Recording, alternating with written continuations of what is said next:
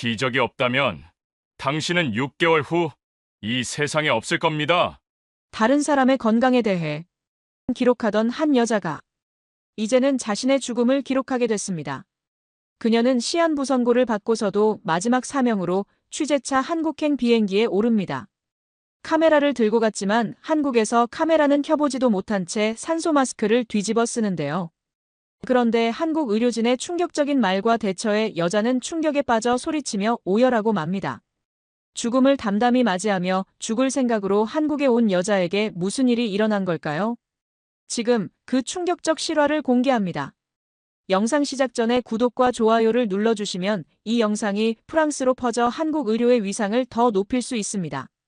그리고 시한부 선고를 받았지만 끝까지 취재를 온 이 프랑스 여인을 응원하신다면 화이팅! 한국 의료진이 꼭 그녀를 살릴 것이라고 믿으신다면 한국이라고 댓글로 남겨주세요. 그럼 사연 바로 시작합니다. 저는 클레망스, 35살의 다큐멘터리 PD입니다.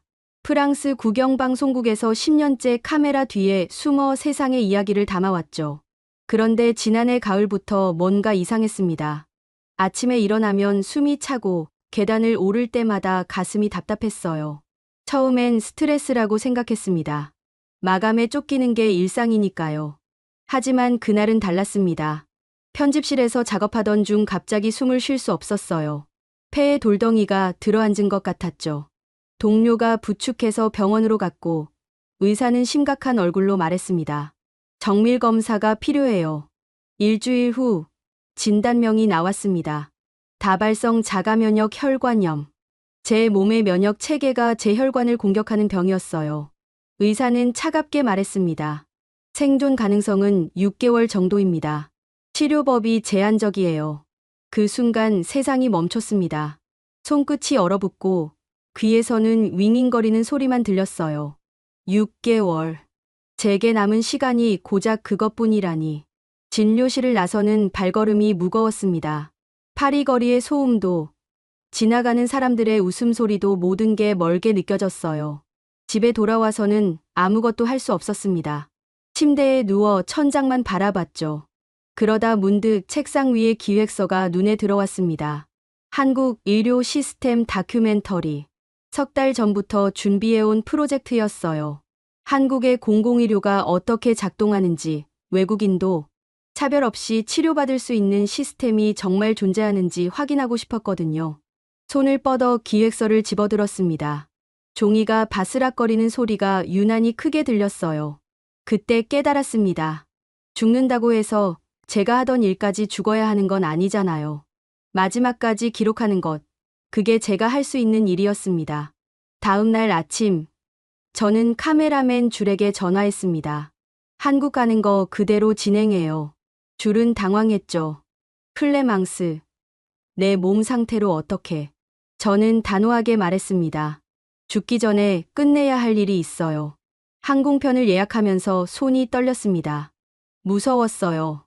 낯선 나라에서 혼자 죽을지도 모른다는 생각에 가슴이 조여왔죠.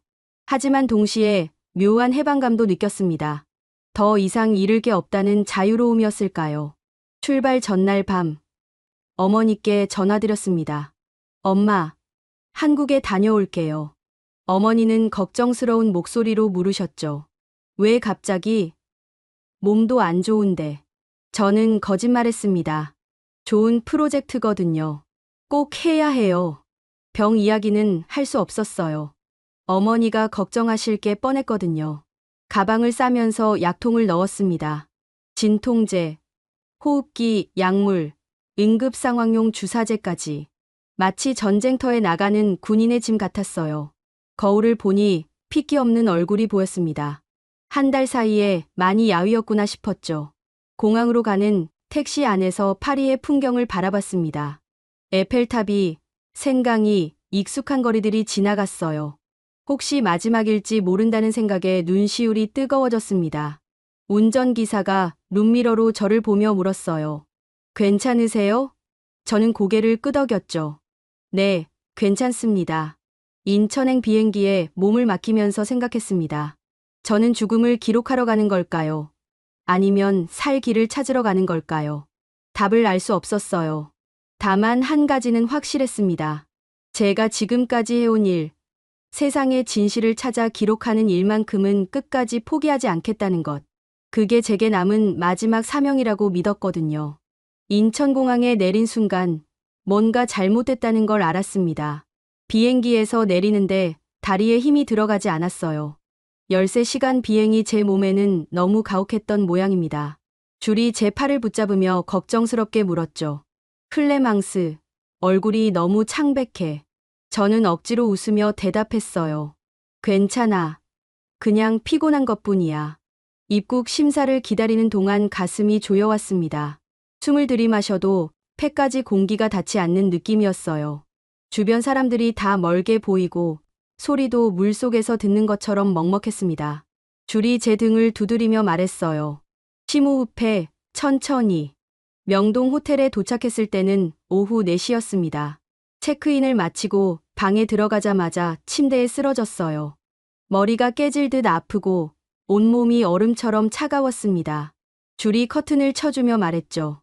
좀 쉬어. 내일 촬영 일정 조정할게. 저는 고개만 끄덕일 뿐이었어요. 잠이 들었는지 깨어 있었는지 모를 시간이 흘렀습니다. 눈을 떴을 때는 이미 밤이었어요. 시계를 보니 밤 11시. 갈증이 심해서 물을 마시려 했는데 컵을 들 수가 없었습니다. 손이 덜덜 떨리고 시야가 흐려졌어요. 줄. 목소리를 내려 했지만 귓속말보다도 작게 나왔습니다. 옆방에 있던 줄이 제 신음소리를 들었는지 문을 열고 들어왔어요. 클레망스. 그의 얼굴이 하얘졌습니다. 제가 얼마나 끔찍한 모습이었는지 그의 표정만 봐도 알 수 있었어요. 병원 가야 해. 지금 당장. 저는 고개를 저었습니다. 아니야. 그냥 좀 쉬면. 하지만 말을 끝내지 못했어요. 의식이 흐려졌거든요. 줄이 급하게 호텔 프런트에 전화하는 소리가 들렸습니다. 응급 상황이에요. 구급차를 불러주세요. 프런트 직원이 당황하며 물었죠. 어떤 응급 상황인가요? 줄은 서툰 영어로 설명했어요. 제 친구가 숨을 못 쉬어요. 의식을 잃었어요. 그때 놀라운 일이 일어났습니다. 프런트 직원이 유창한 프랑스어로 말한 거예요. 걱정하지 마세요. 바로 119에 신고할게요. 줄이 깜짝 놀라며 물었죠. 프랑스어를 할 줄 아세요? 직원은 침착하게 답했어요. 네. 외국인 응급 상황을 위해 교육받았습니다. 구급차가 도착하는 동안 호텔 직원 2명이 방에 올라왔습니다. 한 명은 간단한 응급처치를 하고 다른 한 명은 줄에게 필요한 서류들을 챙기라고 도와줬어요. 여권, 보험증, 복용 중인 약 리스트 가져가세요. 마치 훈련받은 의료진 같았습니다. 구급차 안에서 의식이 조금 돌아왔어요. 응급구조사가 제 맥박을 재며 한국어로 뭔가 말하고 있었습니다. 저는 한국어를 전혀 몰랐지만 그의 침착한 목소리에서 안정감이 느껴졌어요. 산소 마스크를 씌워주며 제 손을 톡톡 두드렸죠. 괜찮다는 뜻인 것 같았어요. 서울대병원 응급실에 도착했을 때는 자정이 넘어 있었습니다. 응급실 직원들이 일사불란하게 움직였어요. 휠체어에서 침대로 옮겨지는 동안 간호사가 영어로 물었습니다. 통증이 어디 있나요? 언제부터 이런 증상이 있었나요? 저는 간신히 대답했어요. 가슴이, 숨이. 의사가 나타났습니다. 젊은 남자 의사였는데 차분한 표정으로 제 상태를 살펴봤어요. 청진기를 가슴에 대고 눈동자를 확인하고 손목에 맥박을 짚었습니다. 프랑스에서 진단받은 병이 있나요? 저는 고개를 끄덕였어요. 다발성, 자가면역, 혈관염. 줄이 가방에서 프랑스 병원 진단서를 꺼냈습니다. 의사는 서류를 꼼꼼히 읽어보더니 간호사에게 뭔가 지시했어요. 곧 피를 뽑고 엑스레이를 찍고 각종 검사가 시작됐습니다. 모든 게 신속하고 정확했어요. 검사 결과를 기다리는 동안 줄이 제 손을 잡고 말했습니다. 클레망스, 여기 의료진들 정말 대단해. 우리가 한국어 못해도 전혀 문제 없어. 그의 목소리에 안도감이 묻어 있었어요. 프랑스에서도 이렇게 빨리 처치해주지 않아. 새벽 2시쯤 담당 의사가 결과를 들고 왔습니다. 혈관 염증이 심각한 상태입니다. 하지만 적절한 치료를 받으면 안정시킬 수 있어요. 저는 놀랐어요. 프랑스에서는 더 이상 할 수 있는 게 없다고 했는데 여기서는 치료할 수 있다고 하는 거예요. 의사가 계속 설명했습니다. 일단 응급 처치로 염증을 가라앉히고 내일 정밀 검사를 더 해봅시다. 지금은 충분히 안정된 상태예요. 그 말을 들은 순간 가슴 깊은 곳에서 뭔가 따뜻한 게 올라왔어요. 희망이었을까요? 아니면 안도감이었을까요? 입원실로 옮겨지면서 창밖을 봤습니다. 서울의 밤이 반짝이고 있었어요. 몇 시간 전만 해도 이 도시에서 죽을지도 모른다고 생각했는데 이제는 살 수 있을지도 모르겠다는 생각이 들었습니다. 줄이 침대 옆에 앉으며 말했죠. 여기 와서 다행이야. 한국은 정말 외국인도 시민처럼 구해주는 것 같아. 아침 8시 병실 문이 조심스럽게 열렸습니다. 키가 크고 온화한 인상의 의사가 들어왔어요. 안녕하세요. 저는 혈관내과 박선우 교수입니다. 그의 목소리는 차분했고 눈빛은 따뜻했습니다. 어젯밤 응급실에서 본 의사와는 다른 사람이었어요. 박선우 교수는 제 침대 옆 의자에 앉았습니다. 프랑스에서는 의사들이 서서 진료하는 경우가 많았는데 여기서는 눈높이를 맞춰 앉아서 이야기하는 거예요. 밤새 많이 힘드셨죠? 지금 기분은 어떠세요? 저는 놀랐어요. 병의 상태가 아니라 제 기분을 먼저 물어보는 거예요. 어젯밤 응급처치 덕분에 호흡이 많이 안정됐어요. 제가 대답하자 교수님은 미소를 지었습니다. 다행입니다. 이제 정확한 상태를 파악해봐야겠어요. 그러면서 차트를 펼쳐 보이며 설명하기 시작했어요. 프랑스 병원에서 받은 진단 내용부터 어젯밤 검사 결과까지 하나하나 자세히 알려줬습니다. 다발성 자가면역 혈관염은 분명 어려운 병입니다. 하지만 불치병은 아니에요.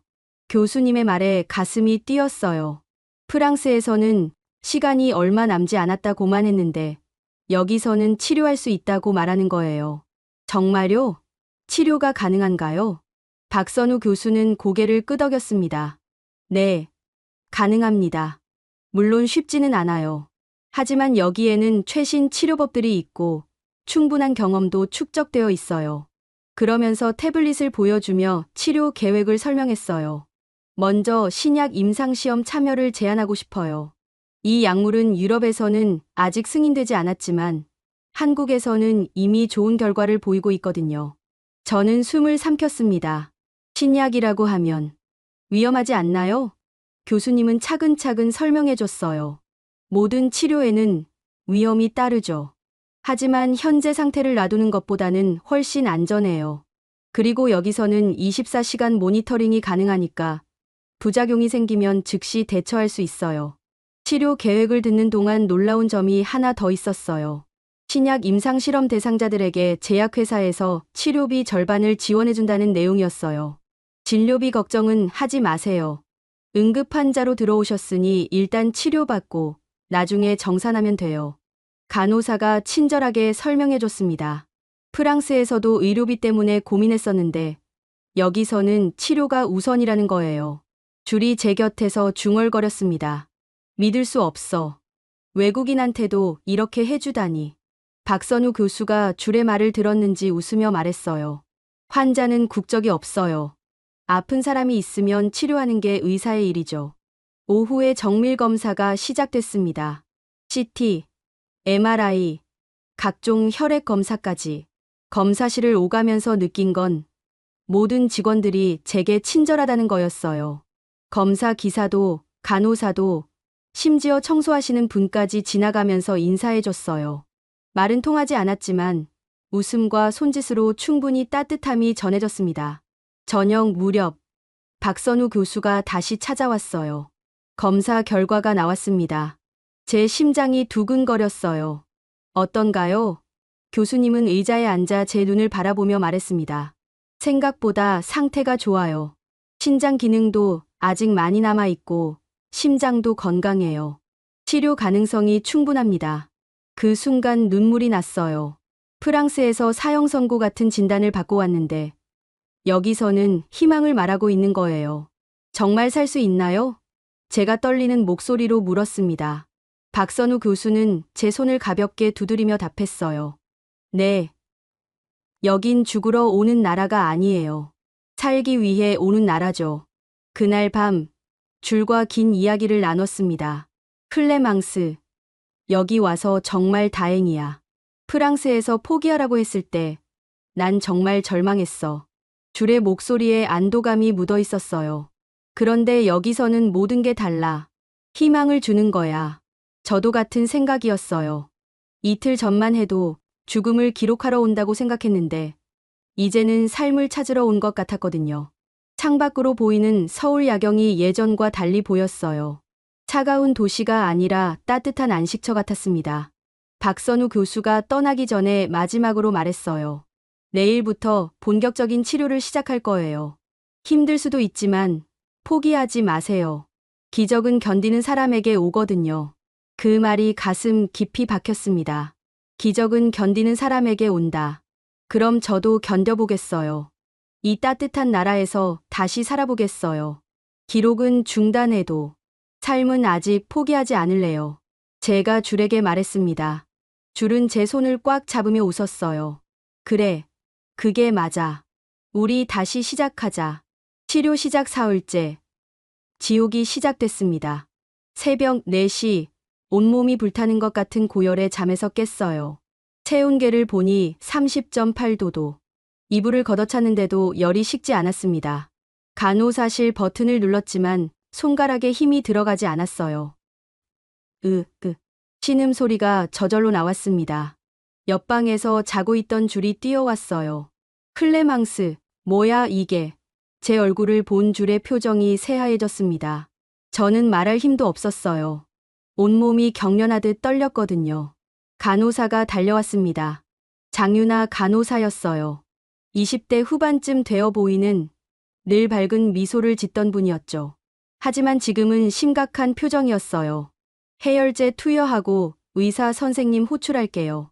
그러면서 제 이마에 찬 수건을 올려주고 혈압을 재기 시작했습니다.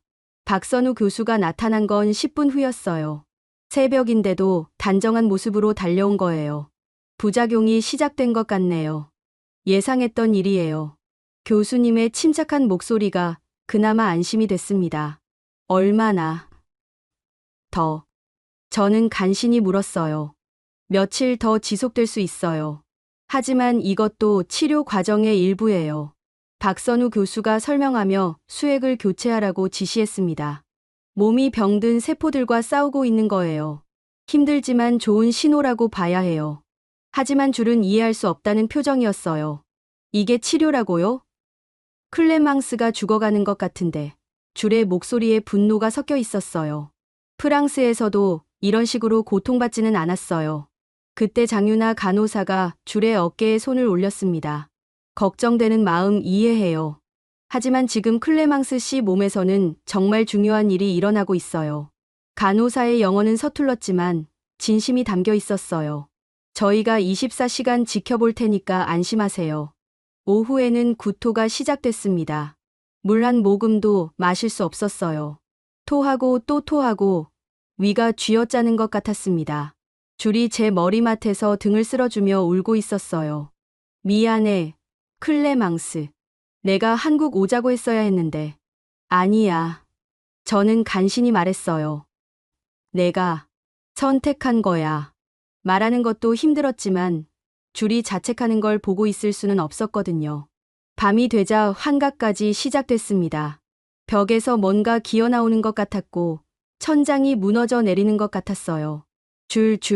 저기 봐. 저는 비명을 질렀습니다. 하지만 줄에게는 아무것도 보이지 않았겠죠.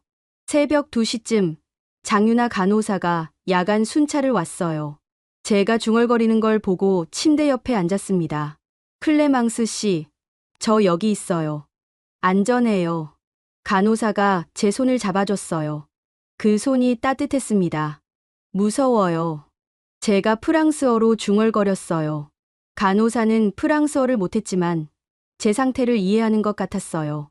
괜찮아요. 한국어로 반복해서 말해줬습니다. 말은 안 통했지만 그 따뜻한 톤이 마음을 진정시켜줬어요.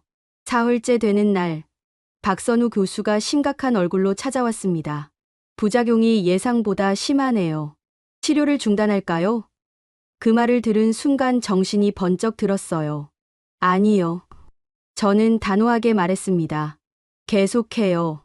줄이 깜짝 놀라며 말했어요. 클레망스, 너무 무리하지 마. 이렇게까지 해야 해? 저는 줄을 바라봤습니다. 줄, 나 살고 싶어. 정말 살고 싶어. 그 순간 눈물이 왈칵 쏟아졌어요. 프랑스에서는 포기하라고 했어. 하지만 여기서는 가능성이 있다고 하잖아. 박선우 교수가 제 손을 잡았습니다. 힘든 길이지만 끝까지 함께 가보죠. 단, 조금이라도 위험하면 즉시 중단할 거예요. 교수님의 눈빛에서 의지가 느껴졌어요. 포기하지 않겠다는 의지 말이에요. 그날 밤, 장윤아 간호사가 특별히 제 곁에 있어줬습니다. 오늘 밤이 고비예요. 내일 아침이면 조금 나아질 거예요. 간호사가 젖은 수건으로 제 이마를 닦아주며 말했어요. 한국에는 말이 있어요. 고진감래.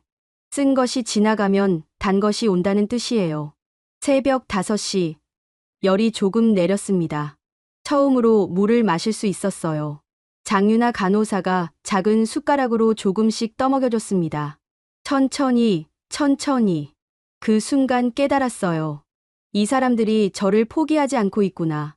아침에 박선우 교수가 웃으며 들어왔습니다. 최고비는 넘겼어요. 혈액검사 수치도 호전되고 있고요. 저는 안도의 한숨을 쉬었어요. 정말요? 네, 정말이에요. 기적은 견디는 사람에게 온다고 했죠. 클레망스 씨가 그걸 증명해 주셨어요. 줄이 제 손을 꽉 잡으며 말했어요. 클레망스, 넌 정말 대단해. 저는 고개를 저었어요. 내가 대단한 게 아니야. 이 사람들이 대단한 거야. 창밖으로 아침 햇살이 들어왔습니다. 며칠 만에 보는 밝은 빛이었어요. 이 땅은 정말 포기하지 말라고 말하고 있었습니다. 사람들의 따뜻한 손길로, 밤새 지켜주는 간호로, 끝까지 함께 가겠다는 의사의 다짐으로. 저는 이제 확신했어요. 여기서 살 수 있을 거라고. 치료 시작 2주째. 기적 같은 일이 일어났습니다. 혈액검사 수치가 눈에 띄게 좋아진 거예요. 염증 수치는 절반으로 떨어졌고 신장 기능도 조금씩 회복되고 있었습니다. 박선우 교수가 차트를 보며 미소 지었어요. 이 정도면 수술을 고려해 볼 수 있겠네요. 수술이요? 저는 놀랐습니다. 수술이 가능해진 거예요? 교수님은 고개를 끄덕였어요. 네. 혈관 재건 수술이에요. 손상된 혈관을 우회시켜서 혈류를 개선하는 거죠. 위험하긴 하지만 성공하면 정상 생활이 가능해요. 그 말을 들은 순간 가슴이 뛰었습니다. 정상 생활. 몇 달 전만 해도 꿈도 꾸지 못했던 말이었어요. 언제 수술 받을 수 있나요? 제가 조급하게 물었습니다. 박선우 교수는 웃으며 말했어요. 조급해하지 마세요. 몸이 충분히 회복된 후에 해야 해요. 한 일주일 정도 더 지켜봐야겠어요. 그날부터 박선우 교수의 태도가 조금씩 달라졌습니다. 처음에는 전문적이고 정중한 의사였는데 이제는 좀 더 개인적인 관심을 보이기 시작했어요. 오늘 아침은 드셨어요? 병원 음식이 입에 맞나요? 같은 사소한 질문들을 하게 된 거죠. 어느 날 오후 교수님이 커피 2잔을 들고 왔어요. 혹시 커피 드실 수 있나요? 저는 깜짝 놀랐습니다. 의사가 환자와 커피를 마시는 건 처음 경험이었거든요. 마셔도 되나요? 치료에는 문제 없어요. 다만 카페인 때문에 잠 못 이룰 수도 있지만요. 커피를 마시면서 이야기를 나눴습니다. 프랑스는 어떤 나라예요? 교수님이 물었어요. 저는 파리의 거리, 생강의 풍경, 루브르 박물관 이야기를 했습니다. 언젠가 가보고 싶어요. 특히 베르사유 궁전을 보고 싶고요. 교수님의 눈이 반짝였어요. 교수님은 왜 의사가 되셨어요? 제가 반대로 물었습니다. 박선우 교수는 잠시 생각하더니 답했어요. 어렸을 때 할머니가 같은 병으로 돌아가셨거든요. 그때 아무것도 할 수 없었던 무력감이 너무 컸어요. 그래서 이 길을 택했죠. 그 순간 뭔가 다른 감정이 들었습니다. 이 사람은 단순히 제 담당이가 아니라 저와 비슷한 상처를 가진 사람이었어요. 저도 다큐멘터리를 만드는 이유가 비슷해요. 세상의 아픈 이야기들을 기록해서 누군가에게는 위로가 되고 싶어서요. 다음 날부터 박선우 교수는 진료 시간이 아닌데도 종종 들렀습니다. 오늘 컨디션은 어때요? 밖으로 산책 나가보는 게 어떨까요? 그의 관심이 환자에 대한 것인지 아니면 다른 감정인지 구분하기 어려웠어요. 병원 옥상 정원에서 함께 산책할 때였습니다. 서울 시내가 한눈에 보인 곳이었어요. 정말 아름다운 도시네요. 제가 말했습니다. 박선우 교수는 저를 바라보며 말했어요. 클레망스 씨가 여기 와서 다행이에요. 치료 때문에 말씀하시는 거죠? 그것뿐만 아니라 교수님이 말을 멈췄습니다. 저는 가슴이 두근거렸어요. 설마 이 사람이 저에게 다른 감정을 품고 있는 건 아닐까요? 뭐 때문이에요? 제가 조심스럽게 물었습니다. 좋은 사람을 만났으니까요. 그의 대답에 얼굴이 뜨거워졌어요. 그날 밤, 잠이 오지 않았습니다. 박선우 교수의 말이 계속 머릿속을 맴돌았어요. 줄이 눈치챘는지 물었습니다. 왜 이렇게 들떠 있어? 아니야. 그냥 몸이 좋아져서 그래. 하지만 줄은 아는 표정이었어요. 혹시 박 교수님 때문이야? 말도 안 돼. 제가 부인했지만 속마음은 달랐어요. 정말 박선우 교수에게 끌리고 있었거든요. 하지만 제가 환자이고 그는 의사였어요. 게다가 저는 아직 완전히 회복된 것도 아니었고요. 며칠 후 수술 날짜가 정해졌습니다. 다음 주 화요일에 수술해요. 성공률은 90% 정도예요. 박선우 교수가 설명했습니다. 걱정되나요? 저는 고개를 저었어요. 아니요. 전혀 안 걱정돼요. 왜요? 교수님이 하시니까요. 그 말을 한 후 순간 조용해졌습니다. 우리 둘 다 그 말의 의미를 알고 있었어요. 저는 이미 박선우 교수를 의사 이상으로 신뢰하고 있었거든요. 클레망스 씨, 교수님이 제 이름을 불렀어요. 네? 수술 후에. 시간 되시면 함께 식사라도. 네. 저는 주저없이 대답했어요. 좋아요. 그 순간 우리 둘 다 웃었습니다. 어색하지만 따뜻한 웃음이었어요. 수술 전날 밤, 박선우 교수가 마지막 검진을 하러 왔어요. 내일 수술 잘 될 거예요. 걱정하지 마세요. 네. 믿어요. 제가 답했습니다. 교수님, 감사해요. 저에게 다시 살 이유를 주셔서. 무슨 말씀이에요? 처음에는 그냥 살고 싶어서 치료받기 시작했어요. 그런데 이제는 달라요. 살아서 교수님과 더 많은 시간을 보내고 싶어요. 제 고백에 교수님의 눈이 촉촉해졌어요. 저도 마찬가지예요. 클레망스 씨를 만나고 나서 제 인생이 달라졌어요. 그가 제 손을 잡았습니다. 치료가 아니라 당신을 기다리는 것 같았어요. 그날 밤, 저는 처음으로 마음 편히 잠들 수 있었습니다. 내가 왜 살아남고 싶은지 이제 확실히 알았거든요. 사랑 때문이었어요. 이 따뜻한 나라에서 만난 이 따뜻한 사람 때문이었어요. 수술이 일주일 연기됐습니다. 갑작스러운 감염 증상 때문이었어요. 실망스러웠지만 박선우 교수는 안전이 우선이라며 다독여줬습니다. 그러던 중 장윤아 간호사가 특별한 제안을 했어요. 희귀병 자조 모임에 참석해보는 게 어때요? 같은 병을 앓는 분들이 모여서 서로 격려하는 시간이에요. 처음에는 망설였습니다. 한국어도 안 되는데 무슨 대화를 하겠어요. 하지만 줄이 통역해주겠다고 나서면서 참석하기로 했어요. 병원 지하 1층 회의실에서 열리는 모임이었습니다. 들어가자마자 놀랐어요. 15명 정도 되는 사람들이 둘러앉아 있었는데 나이도 성별도 제각각이었거든요. 그 중에서도 유독 눈에 띄는 할머니가 계셨어요. 70대쯤 되어 보이는데 등이 꼿꼿하고 눈빛이 맑으셨어요. 새로운 분이 오셨네요. 할머니가 따뜻하게 웃으며 자리를 권해주셨어요. 줄이 통역해줬습니다. 김복자 할머니세요. 전직 간호사이시고 이 모임의 리더 역할을 하고 계세요. 저는 어설픈 한국어로 인사했어요. 안녕하세요. 클레망스예요. 김복자 할머니는 제 손을 잡으며 말씀하셨어요. 프랑스에서 오셨다고 들었어요. 참 먼 길 오셨네요. 줄의 통역을 통해 대화했지만 할머니의 따뜻함은 말이 없어도 전해졌어요. 여기서 치료받으시는 거죠? 잘하셨어요. 모임이 시작되자 각자 근황을 나누기 시작했습니다. 어떤 분은 새로운 치료법을 시작했다고 하고 어떤 분은 일상으로 복귀했다고 기뻐하셨어요. 제 차례가 오자 긴장됐습니다. 저는 프랑스에서 왔고 수술을 앞두고 있어요. 그때 김복자 할머니가 제 이야기를 자세히 물어보셨어요. 언제 진단받았는지, 어떤 치료를 받고 있는지, 지금 컨디션은 어떤지.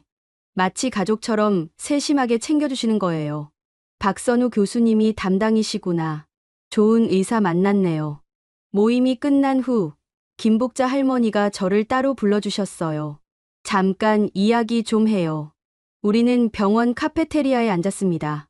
할머니가 주문한 건 따뜻한 유자차였어요. 이거 드셔보세요. 몸에 좋아요. 유자차를 마시면서 할머니의 이야기를 들었습니다. 저도 젊었을 때 간호사였어요. 40년 넘게 일했죠. 그런데 은퇴 후에 손자가 같은 병에 걸렸어요. 할머니의 목소리가 잠시 떨렸어요. 그 아이는 12살에 하늘나라로 갔어요. 가슴이 먹먹해졌습니다. 할머니, 힘드셨겠어요. 줄이 통역해 주자 할머니는 고개를 끄덕이셨어요. 그래요. 정말 힘들었어요. 간호사였으면서도 내 손자는 못 살렸으니까. 하지만 할머니의 표정은 의외로 평온했어요. 그래서 이 모임을 시작했어요. 같은 아픔을 가진 사람들이 서로 의지하면서 살아가자고. 할머니가 제 손을 잡으며 말씀하셨어요. 클레망스 씨도 혼자가 아니에요. 우리가 있어요. 그 순간 눈물이 났습니다. 낯선 나라에서 만난 낯선 할머니가 가족보다 더 따뜻하게 위로해 주시는 거예요. 다음 주부터 할머니는 매일 병실을 찾아오셨습니다. 손에는 늘 뭔가를 들고 계셨어요. 어떤 날은 직접 끓인 미역국, 어떤 날은 손수 만든 김치, 또 어떤 날은 약초차였어요. 병원 음식만 먹으면 기운이 안 나요. 이거라도 드세요. 처음 된장국을 드셨을 때의 일이 잊히지 않아요.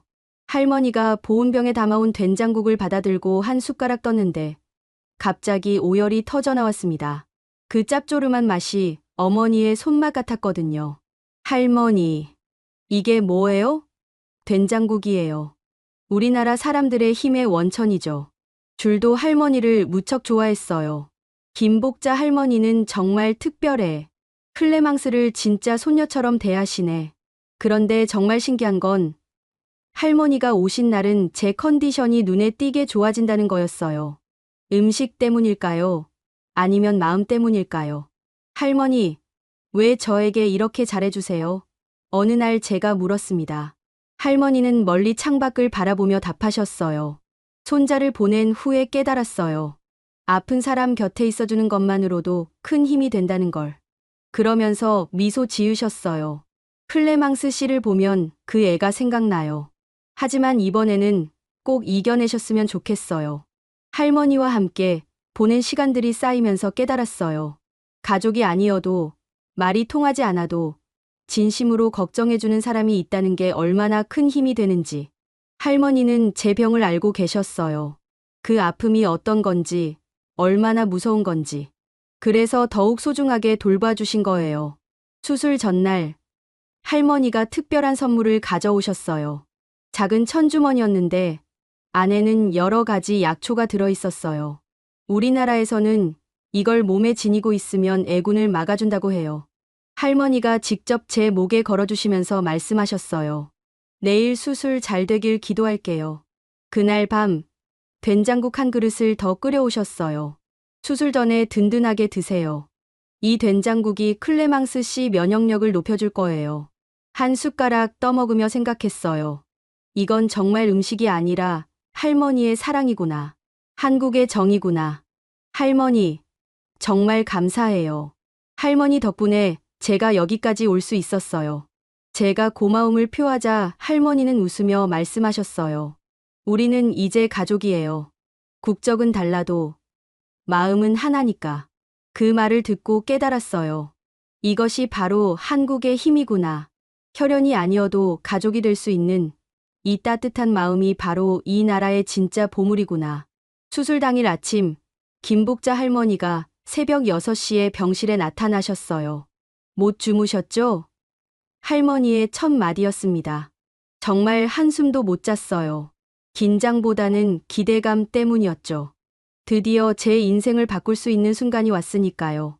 수술실 들어가기 전에 이거 드세요. 할머니가 보온병을 열어 보이며 말씀하셨어요. 구수한 냄새가 났습니다. 뭐예요? 미역국이에요. 한국에서는 큰일 앞두고 미역국 먹으면 좋은 일 생긴다고 해요. 할머니의 따뜻한 미소에 마음이 놓였어요. 박선우 교수가 수술복을 입고 나타났습니다. 준비되셨어요? 그의 목소리는 평소보다 더 차분했어요. 네, 준비됐어요. 저는 자신 있게 대답했습니다. 교수님이 제 손을 꽉 잡으며 말했어요. 6시간 정도 걸릴 예정이에요. 성공하면 완전히 새로운 삶이 시작될 거예요. 수술실로 들어가기 전 줄이 제 어깨를 두드렸어요. 클레망스, 넌 반드시 이겨낼 거야. 프랑스에서 포기하지 않고 여기까지 온 내가 대단해. 김복자 할머니도 제 볼에 뽀뽀해 주시며 말씀하셨어요. 우리 손녀, 힘내요. 할머니가 기도하고 있을게요. 마취에서 깨어난 건 오후 5시였어요. 눈을 뜨자마자 박선우 교수의 얼굴이 보였습니다. 수술 성공했어요. 그 한마디에 세상이 환해졌어요. 정말요? 정말 성공한 거예요? 네, 완벽하게 성공했어요. 혈관 재건도 잘 됐고 혈류도 정상으로 돌아왔어요. 며칠 후 처음으로 침대에서 일어났을 때 달라진 걸 느꼈어요. 숨이 차지 않았어요. 몇 달 만에 처음으로 깊게 숨을 들이마실 수 있었거든요. 이게 정상인의 호흡이구나. 혼자 중얼거리며 눈물이 났습니다. 박선우 교수는 매일 병실을 찾아와 회복 상태를 점검했어요. 하지만 이제는 의사와 환자의 관계를 넘어선 게 느껴졌어요. 오늘은 어때요? 많이 좋아졌어요. 정말 꿈 같아요. 꿈이 아니에요. 현실이에요. 클레망스 씨가 이겨낸 거예요. 퇴원 일주일 전 박선우 교수가 특별한 제안을 했어요. 병원 근처 공원에서 산책해 볼까요? 몸이 어느 정도 회복됐는지 확인해 보고 싶어요. 처음으로 병원 밖으로 나가는 거였어요. 휠체어가 아닌 제 다리로 걸어서요. 남산공원 산책로를 천천히 걸었습니다. 가을 단풍이 정말 아름다웠어요. 한국의 가을이 이렇게 예쁜 줄 몰랐어요. 제가 말하자 박선우 교수가 웃었어요. 내년에도 함께 볼 수 있어요. 내년에도요? 네. 그리고 내후년에도, 그 다음 해에도. 벤치에 앉아 서울 시내를 바라보며 이야기를 나눴어요. 교수님, 제가 처음 응급실에 왔을 때 정말 살 수 있을 거라고 생각하셨어요? 솔직히 확신은 없었어요. 하지만 포기하고 싶지 않았어요. 클레망스 씨가 살고 싶어 하는 마음이 너무 간절했거든요. 그때 교수님이 말씀하셨잖아요. 여긴 죽으러 오는 나라가 아니라고. 기억하고 계시네요. 그 말이 제게 희망을 줬어요. 한국이 정말 그런 나라라는 걸 몸소 느꼈어요. 박선우 교수가 제 손을 잡았어요. 그리고 이제 클레망스 씨가 그 증명이 되었어요. 그즈음 다큐멘터리 작업을 다시 시작했어요. 하지만 처음 기획과는 완전히 달라졌어요. 한국 의료 시스템의 우수성이 아니라 한국에서 받은 새 생명에 대한 이야기로 바뀐 거예요. 카메라 앞에서 말했습니다. 저는 죽음을 기록하러 이 나라에 왔습니다. 하지만 카메라는 제 병을 찍었고 한국은 제 생명을 찍었어요. 편집하면서 깨달았어요. 제가 경험한 건 단순한 의료 서비스가 아니었어요. 한 사람을 살리기 위해 온 나라가 움직이는 것 같았거든요. 의사부터 간호사, 할머니, 심지어 호텔 직원까지 모든 사람이 제 생명을 소중히 여겨줬어요. 다큐멘터리 내레이션을 녹음하면서 울컥했어요. 이 나라는 외국인인 저에게 단순히 치료만 해준 게 아닙니다.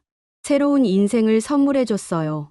그리고 사랑도 함께 박선우 교수와의 관계를 공개하기로 결심한 순간이었어요. 완성된 다큐멘터리를 박선우 교수에게 먼저 보여줬어요. 어떠세요? 감동적이에요. 하지만 한 가지 빠진 게 있어요. 뭐가요? 클레망스 씨의 용기요. 포기하지 않았던 그 마음이 진짜 기적을 만든 거예요. 퇴원 전날 밤, 김복자 할머니가 마지막 선물을 가져오셨어요. 이거 받으세요. 작은 도자기 그릇이었는데 안에는 된장이 들어있었어요. 프랑스 가서도 된장국 끓여 드세요. 우리나라 맛 그리울 때마다. 할머니의 눈가가 촉촉했어요. 할머니, 저 안 가요. 제가 말하자 할머니가 깜짝 놀라셨어요. 뭐라고요? 한국에 남기로 했어요. 박선우 교수님과 함께. 할머니가 환하게 웃으시며 제 볼을 어루만져 주셨어요. 그래요. 그게 맞아요. 여기가 이제 클레망스 씨 집이에요. 퇴원하는 날 병원 로비에서 작별 인사를 했어요. 장유나 간호사도 다른 의료진들도 모두 나와서 배웅해줬어요. 건강하세요. 행복하세요. 또 놀러 오세요. 한국어로 인사해주는 그들을 보며 생각했어요. 기적은 정말 살아내는 자의 것이구나. 그리고 저는 이제 기적을 살아내는 사람이 되었구나. 박선우 교수님과의 관계가 공식화된 건 퇴원 한 달 후였어요. 프랑스의 방송국과의 인터뷰에서 처음 공개했습니다. 그는 제 주치의이자 연인입니다. 제 생명을 구해준 사람이자 제 인생에 사랑을 가져다준 사람이에요. 인터뷰어가 놀란 표정으로 물었죠. 의사와 환자가 연인이 되는 건 흔한 일이 아니지 않나요? 저는 미소 지으며 답했어요. 사랑도 치료의 일부라고 생각해요. 그의 따뜻한 마음이 약보다 더 큰 힘이 되었거든요. 그 인터뷰는 프랑스 전역에 방송됐고 수많은 사람들이 응원 메시지를 보내왔어요. 클레망스의 기적 같은 이야기에 감동받았다. 한국에서 새 인생을 찾은 용기에 박수를 보낸다는 내용들이었어요. 결혼 준비는 정말 특별했습니다.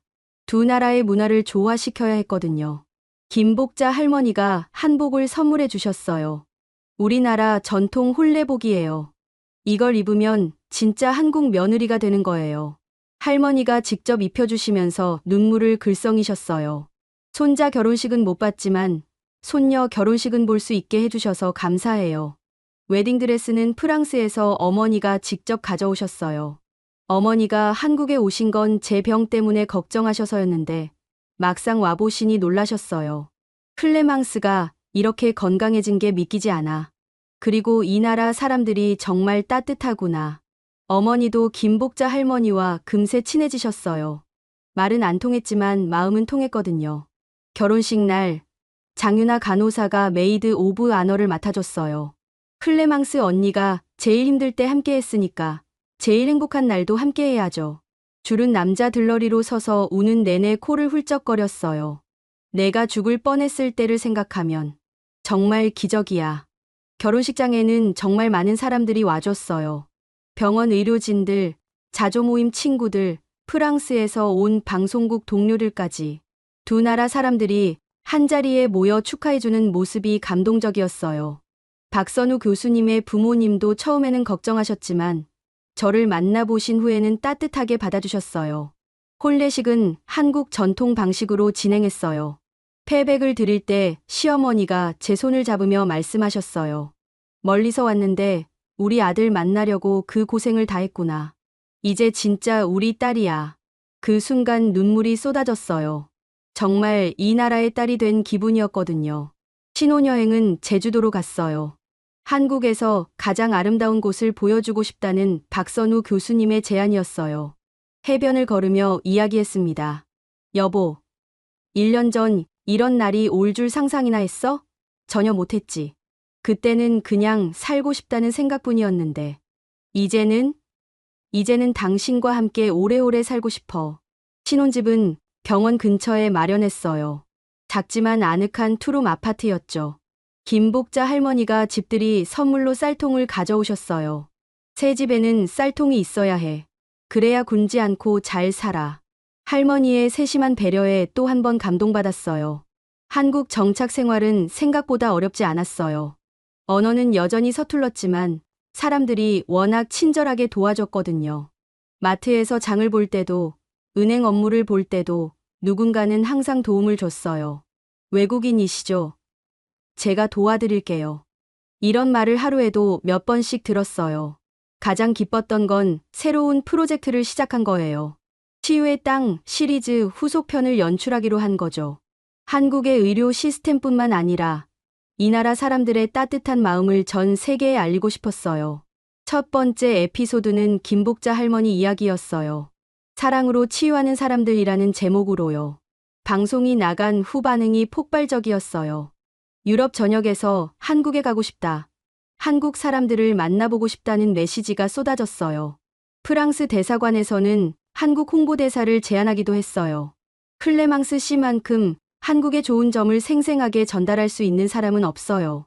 어느 날 박선우 교수님이 물었어요. 후회하지 않아? 프랑스 떠난 거. 저는 주저없이 답했어요. 전혀 안 해. 여기가 내 진짜 집이야. 정말 그랬어요. 한국에서 새 생명을 얻었을 뿐만 아니라 새 가족도, 새 사랑도, 새 꿈도 찾았거든요. 1년 후 김복자 할머니 팔순 잔치에서 감동적인 일이 있었어요. 할머니가 제 손을 잡고 모든 사람들 앞에서 말씀하셨어요. 이 아이는 제 진짜 손녀예요. 프랑스에서 왔지만 이제 완전한 우리나라 사람이에요. 그 순간 박수가 터져 나왔고 저는 울음을 참을 수 없었어요. 지금 이 글을 쓰는 순간도 가슴이 벅차오릅니다. 죽음을 기록하러 왔던 나라에서 저는 지금 살아있고 사랑받고 있어요. 매일 아침 일어나서 박선우 교수님의 얼굴을 보고 김복자 할머니가 끓여주신 된장국을 마시고 이 따뜻한 나라 사람들과 함께 일할 수 있다는 게 꿈만 같아요. 한국은 제게 단순히 치료받은 나라가 아니에요. 새로운 인생을 선물해준 나라예요. 죽어가던 사람을 살려낸 나라예요. 외국인도 가족처럼 품어주는 나라예요. 이제 저는 이 나라의 사람입니다. 그리고 이 이야기를 통해 전 세계에 말하고 싶어요. 한국이 얼마나 아름다운 나라인지, 한국 사람들이 얼마나 따뜻한 마음을 가졌는지. 여러분은 언제 한국이 따뜻하다고 느끼셨나요? 여러분도 이런 기적 같은 경험이 있으신가요? 댓글로 나눠주세요. 그리고 이 이야기가 마음에 닿으셨다면 구독과 좋아요 부탁드립니다. 앞으로도 한국의 아름다운 이야기들을 계속 전해드릴게요. 감사합니다.